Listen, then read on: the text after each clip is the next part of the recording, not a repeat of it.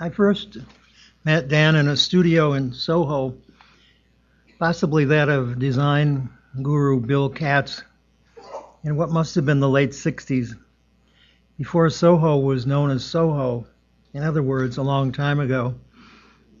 All I remember about the evening is sitting on the floor next to a tall and very hirsute young man and talking about poetry. A few years later, he was publishing my poems in the incredibly exciting and much missed review, Antaeus. That was in 1975. 3 years later, having founded ECCO Press, he published a reprint of my first book, Some Trees. It must have taken a lot of courage to reprint a book whose first run of 800 copies had taken 10 years to sell out. I'm not sure how it sold for him. I never ask publishers how many copies they've sold, and they seem to appreciate it.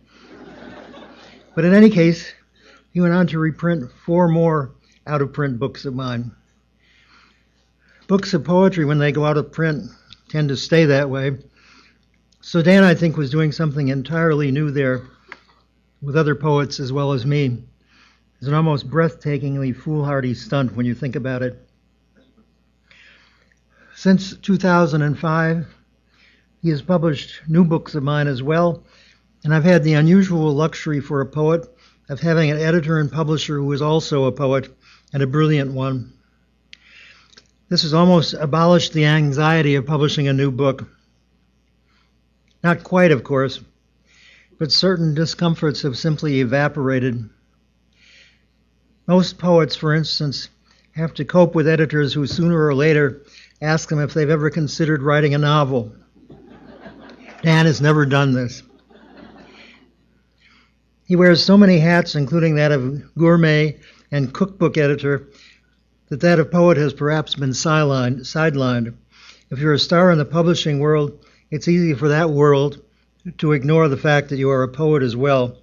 But Dan is a great one, whose quiet, deliberate, silken lines, like some rare but self-effacing fabric by Fortuny, perhaps, sing in the mind once the book is closed. In some cases, several days later, like a dream that goes away and is revived by some chance occurrence. I'm going to read one of his poems, Fish, which was selected by Russell Banks, who, as you know, can't be here tonight. First, though, I'd like to read a poem of mine, one of 2 that Dan published in Antaeus in spring 1975. It's called Robin Hood's Barn. I thought that this was a common expression when I wrote the poem, but I found that nobody seemed to know it. I had heard it from people of my grandparents' generation. Going around Robin Hood's barn means to go the long way around to get somewhere. In other words, going through the woods, going around the woods rather than through them, something I tend to do. This would be the day, a few small drops of rain, a dab of this, a touch of eau de cologne air, as long as it's suggestive, and it mounts a serenade to the surrounding love. You bad birds, but God shall not punish you. You shall be with us in heaven, though less conscious of your happiness, perhaps, than we. Hell is a not quite satisfactory heaven, probably, but you are the fruit and jewels of my arrangement. Oh, be with me. Forget standoffishness, exact bookkeeping of harsh terms. The banal sun is about to creep across heaven on its daily turn.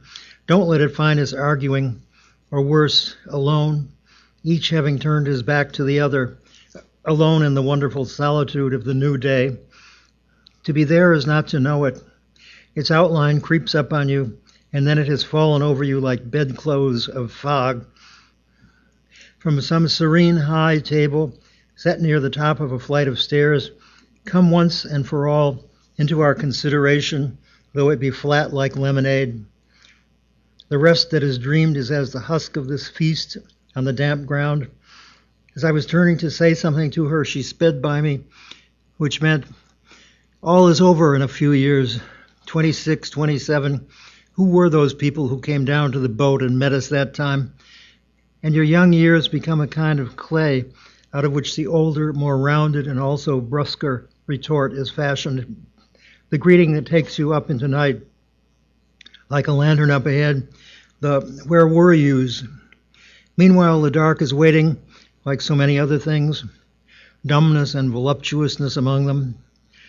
It is good to be part of it in the dream that is the kernel deep in it, the unpretentious, unblushing, but also the steep side stretching far away. For this we pay, for this tonight and every night. But for the time being we are free, and meanwhile the songs protect us, in a way, and the special climate. And this is Dan's poem, Fish. She is washed by white water, white if she looked up. She fingers the pebbles. This fancy of water for her, touched now only by surf and the brown temples of kelp.